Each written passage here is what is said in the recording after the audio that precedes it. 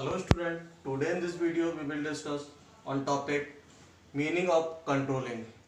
Our chapter 8 class 12 chapter controlling subject business study. In last videos we discuss on so many topics and about the functions of management. This is the final function of management when he involved in the business transactions या business organisations. कहने का means क्या है कि जो management के 5 functions हैं, उन 5 फंक्शंस में से ये जो फंक्शन है हमारा कंट्रोलिंग का, ये लास्ट फंक्शन है जिसके बेसिस पर फाइंड आउट होता है कि एग्जैक्टली वर्क परफॉर्म किया गया है वैसे ही जैसा हमने डिसाइड किया था या जैसा मैनेजमेंट ने डिसाइड किया था वैसा वर्क परफॉर्म किया गया है या नहीं किया गया है. तो यहाँ पर हमारा जो पहला पॉइंट था जिसमें हमने पढ़ा था अबाउट द मैनेजमेंट फंक्शन का, उसमें तो हमने पढ़ा था जो कि हमारा एक चैप्टर भी है प्लानिंग. ठीक है, सबसे पहला जो फंक्शन होता है मैनेजमेंट का वो फंक्शन क्या होता है, प्लानिंग का होता है. ठीक है, ये हमारा फंक्शन ऑफ मैनेजमेंट भी है. अगर हम फर्स्ट चैप्टर में देखें तो there are the 5 functions of management. Then अगर हम चैप्टर वाइज भी देखें तो इसको ये हमारा first function of planning management call किया जाएगा प्लानिंग. ये अपना एक चैप्टर भी पूरा बना हुआ है. ठीक है, उसके साथ साथ हम इसको अगर फंक्शन ऑफ मैनेजमेंट में जाएंगे तब भी हम उसको उस तरह से डिस्क्राइब कर सकते हैं. ठीक है, तो पहला चैप्टर हो गया हमारा प्लानिंग, दूसरा चैप्टर हो गया हमारा ऑर्गेनाइजिंग, और ये फंक्शन ऑफ मैनेजमेंट सेकेंड है. ठीक है, तीसरा चैप्टर हो गया हमारा क्या नाम है, स्टाफिंग. ठीक है, चौथा चैप्टर हो गया हमारा डायरेक्टिंग, और पांचवा चैप्टर जो है हमारा वो कंट्रोलिंग है. तो कहने का मीन्स क्या है कि जो 5 फंक्शन ऑफ मैनेजमेंट है इनको डीपली एक्सप्लेन करने के लिए चैप्टर्स में भी कन्वर्ट कर दिया गया है. चैप्टर्स के बेसिस पर भी उनको पूरा डिफाइन किया गया कि हमारे जो प्लानिंग का क्या रोल है इन मैनेजमेंट, ऑर्गेनाइजिंग का क्या रोल है इन मैनेजमेंट, स्टाफिंग का क्या रोल है इन मैनेजमेंट, एंड क्या नाम है डायरेक्टिंग का क्या यूज़ है इन मैनेजमेंट, एंड कंट्रोलिंग का क्या यूज़ है. तो अब तक हमने जितने वीडियो पढ़े थे from the planning till two the directing, वो ओवरऑल फंक्शंस थे हमारे. 4 फंक्शंस ऑफ मैनेजमेंट थे. ये 5 फंक्शन पांचवा फंक्शन है. प्लानिंग में हम क्या डिसाइड करते थे, what to do, how to do, and by whom to do, क्या करना है, कैसे करना है और किसके द्वारा करना है. क्या नाम है ऑर्गेनाइजिंग फंक्शन में हमने क्या किया था, वो सारे रिसोर्सेज अरेंज किए थे. वो सारे रिसोर्सेज के बारे में पढ़ा था कि कौन कौन से रिसोर्स एक टास्क को फुलफिल करने के लिए रिक्वायर्ड होते हैं और उनको किस तरह से हम अरेंज करते हैं. तो ये हमने ऑर्गेनाइजिंग फंक्शन में पढ़ा था. उसके बाद में हमने स्टाफिंग फंक्शन में पढ़ा था कि जो भी टास्क परफॉर्म किया जाएगा वो किसी ना किसी एक वो ह्यूमन एक्टिविटी के बेसिस पर परफॉर्म किया जाएगा. तो हमारे लिए जो ह्यूमन एक्टिविटी है वो एक तरह से मोस्ट इम्पॉर्टेंट पार्ट है फॉर द ऑर्गेनाइजेशन. तो हम ये फाइंड आउट करेंगे कि उसके किस तरह का स्टाफ हमें रिक्वायर्ड है, कैसा स्टाफ हमें अपॉइंट करना है, किस तरह के पर्सन्स हमारे ऑर्गेनाइजेशन के अंदर अवेलेबल होने चाहिए जो हमारे टास्क को इफेक्टिवली और इफिशिएंटली परफॉर्म कर सके. ठीक है, ये पार्ट आ गया. उसके बाद हमने उसको डायरेक्शंस. अब विदाउट डायरेक्शंस हमारे जो वर्कर्स हैं, हमारे एम्प्लॉयज़ हैं, विदाउट सुपीरियर के डायरेक्शंस के वो उस टास्क को इफेक्टिवली और इफिशिएंटली परफॉर्म नहीं कर सकते. क्यों? क्योंकि किसी भी टास्क को इफेक्टिवली और इफिशिएंटली परफॉर्म करने के लिए कहीं ना कहीं जो रिक्वायरमेंट होती है किसी न किसी के डायरेक्शंस की रिक्वायरमेंट होती है. जब कोई भी हमें सुपीरियर, हमारा सीनियर जो एक्सपीरियंस पर्सन है वो हमें डायरेक्शन प्रोवाइड कराएगा तो उस कंडीशन में हम जब डायरेक्शन में जाएंगे तो उस कंडीशन में हमें जो हमारा जो टास्क होगा वो फुलफिल हो जाएगा इफेक्टिवली और इफिशिएंटली.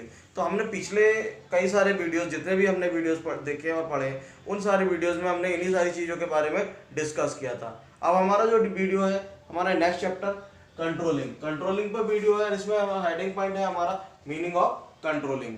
ठीक है, तो हम बात करेंगे about the meaning of controlling. Controlling का मीन्स क्या है, जो हमारा चैप्टर 8 है उसका फर्स्ट पॉइंट. ठीक है, कि कंट्रोलिंग का मीन्स क्या है. इसमें क्या रहा है, controlling refers to comparison of actual performance with the planned performance and taking corrective actions in case of the deviations between the actual and planned performance. कहने का मीन्स क्या है, कंट्रोलिंग हमारा वो स्टेप है, वो प्रोसेस है जिसके बेसिस पर हम फाइंड आउट करते हैं कि जो भी टास्क, जो भी एक्टिविटी परफॉर्म की गई है थ्रू द वर्कर्स, वो टास्क, वो एक्टिविटी एग्जैक्टली वैसी ही परफॉर्म की गई है जैसा कि इन द प्लानिंग हमने डिसाइड किया था, प्लान उसके लिए तैयार किया था परफॉर्म करने के लिए, वो उसी तरह से परफॉर्म की गई है या फिर नहीं की गई है। अगर उसी तरह से परफॉर्म की गई है तो नो प्रॉब्लम, हमारे लिए कोई भी प्रॉब्लम नहीं है। बट अगर टास्क उसी तरह से परफॉर्म नहीं की गई है और एक्चुअल प्लान में और जो परफॉर्मेंस परफॉर्म की गई है उसमें डेविएशंस आते हैं, तो उस बेसिस पर ये फाइंड आउट किया जाएगा कि exactly what is the reasons of deviations, कि डेविएशंस के क्या रीजंस हैं, क्यों डेविएशंस आते हैं, क्यों उसमें डेविएशंस का रोल हो रहा है। ठीक है, तो इसके लिए क्या है, तो ये हमें कैसे पता चलेगा, जब हम कंपेयर करेंगे किसको, जो हमने प्लान तैयार किया था इन द बिगिनिंग, किसी भी टास्क को परफॉर्म करने से पहले जब हमने एक प्लान तैयार किया, वो प्लान के बेसिस पर, उस प्लान के हिसाब से हमने देखेंगे और ये कंपेयर करेंगे कि जो वर्कर्स ने परफॉर्म किया है, जो परफॉर्मेंस दी गई थ्रू द वर्कर्स, वो एग्जैक्टली वैसी ही परफॉर्मेंस दी गई है या नहीं दी गई है।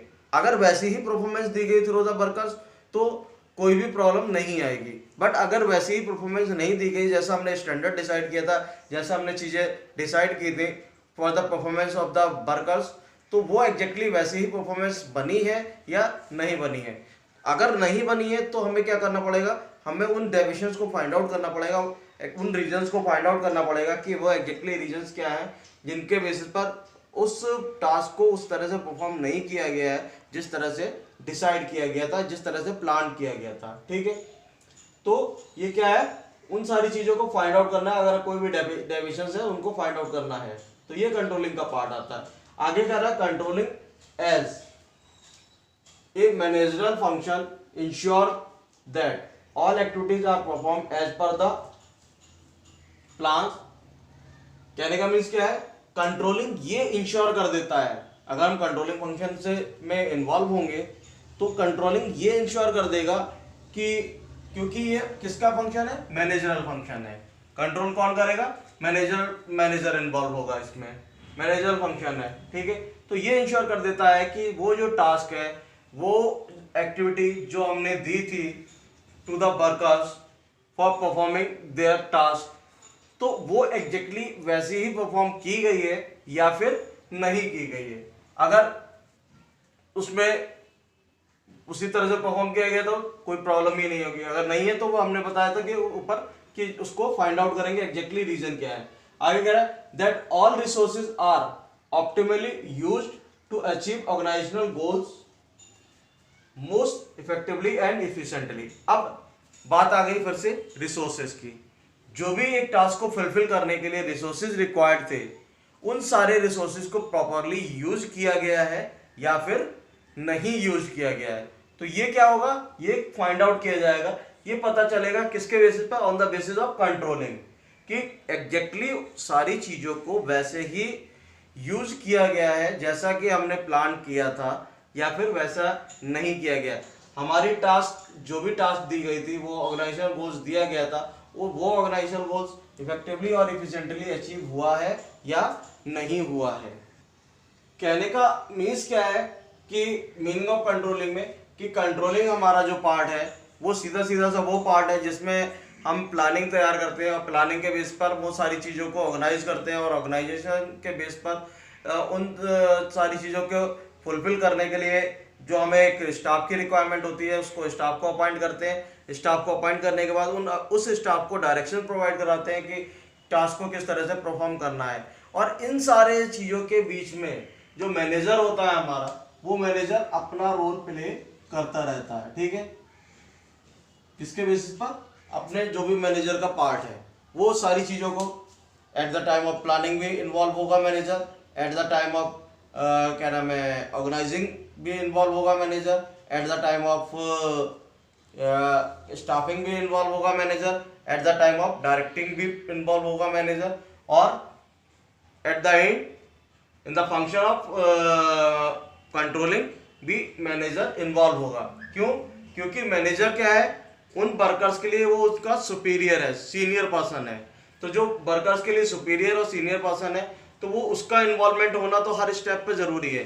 वो प्लान तैयार करेगा, वो बताएगा, वो टास्क को बताएगा किस तरह से परफॉर्म करना है, कितने नंबर ऑफ पर्सन रिक्वायर्ड होंगे to for the performing the task, और कितने नंबर ऑफ पर्सन के बेसिस पर हम उसको टास्क को लेंगे।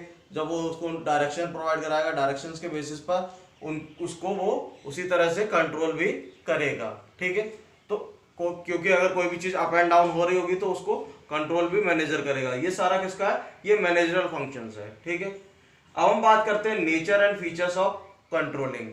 कंट्रोलिंग के नेचर और फीचर्स एग्जैक्टली क्या है। ठीक है, पहला फीचर है हमारा या नेचर है, controlling is a goal oriented function.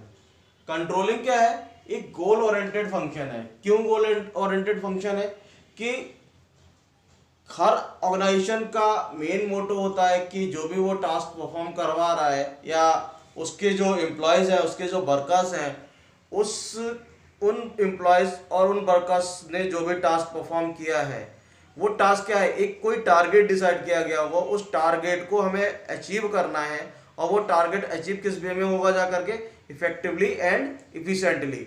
वो टारगेट जो अचीव होगा वो इफेक्टिवली और इफिशिएंटली अचीव होगा, उसमें कोई भी इफ और बट की गुंजाइश नहीं होगी।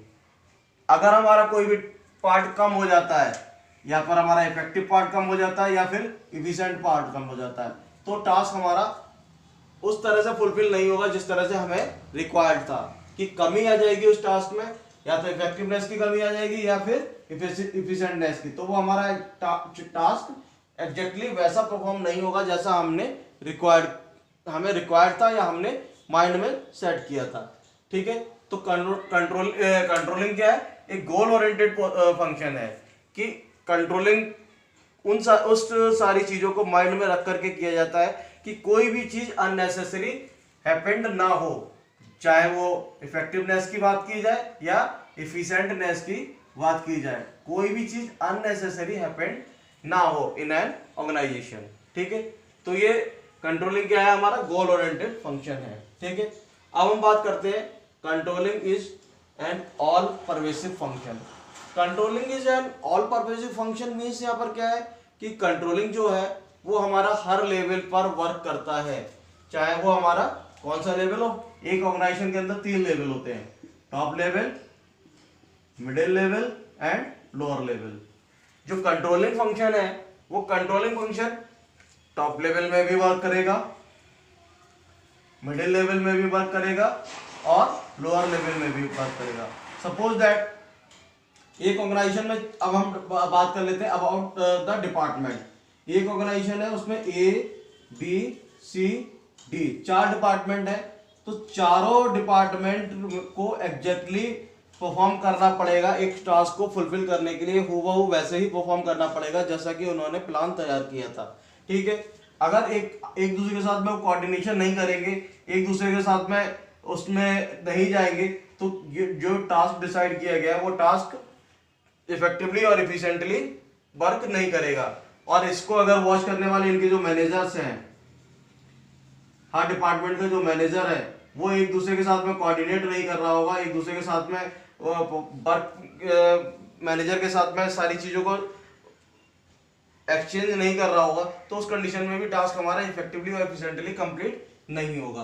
तो क्या है, कंट्रोलिंग हमारा ऑल परवेसिव फंक्शन है। चाहे हम वो डिपार्टमेंट वाइज देखें तो उसमें भी कंट्रोलिंग पार्ट इन्वॉल्व होता है, या फिर हम लेवल वाइज देखें, top level, middle level and lower level wise देखें, तब भी हमारा जो कंट्रोलिंग पार्ट है वो उसी तरह से परफॉर्म होगा। ठीक है, नेक्स्ट पॉइंट आता है हमारा controlling is both backward looking as well as forward looking. Controlling part है हमारा, वो कंट्रोलिंग पार्ट हमारा दोनों तरीके से वर्क करता है, बैकवर्ड लुकिंग भी है और फॉरवर्ड लुकिंग भी है। अब बैकवर्ड लुकिंग क्या है कि जो भी हमने पास्ट में किया है, उस पास्ट में करने के बेसिस पर हमने कहां पर क्या गलतियां की थी, कौन सी गलतियां की थी, क्या हमारी प्रॉब्लम्स आई थी, उन सारी चीजों को ध्यान में रखना होगा जब हम फ्यूचर में टास्क को परफॉर्म कर रहे होंगे उस कंडीशन में। क्यों? क्योंकि हम पिछली गलतियों को सुधार के बेसिस पे ही अपने फ्यूचर के चीज़ों को सुधार सकते हैं। ठीक है, अगर हमने जो भी प्रैक्टिस, जो भी हमारे क्या नाम है एक्सपीरियंसेस रहे हैं पास्ट में, उन एक्सपीरियंसेस के बेसिस पे भी हम अपने फ्यूचर की मिस्टेक्स को रिड्यूस कर सकते हैं, ठीक है, on the basis of controlling. खत्म नहीं कर सकते लेकिन हम रिड्यूस कर सकते हैं एक लेवल तक जाकर। नेक्स्ट पॉइंट आता है हमारा controlling is a continuous function. जो कंट्रोलिंग फंक्शन है वो क्या है, एक कंटिन्यूअस फंक्शन है, ये लगातार परफॉर्म करने वाला फंक्शन है। इसमें इसे हम कह सकते हैं controlling is a never ending. Controlling, एक टास्क हमारा कंप्लीट हुआ, दूसरे टास्क के लिए कंट्रोलिंग प्रोसेस स्टार्ट हो जाएगा, दूसरा टास्क कंप्लीट होगा, तीसरे टास्क के लिए हमारा कंट्रोलिंग प्रोसेस स्टार्ट हो जाएगा। तो कहने का मीन्स क्या है कि controlling is a continuous process या नेवर एंडिंग प्रोसेस। तो ये ओवरऑल हमारे चैप्टर के मीनिंग और कंट्रोलिंग के फीचर्स और नेचर्स थे।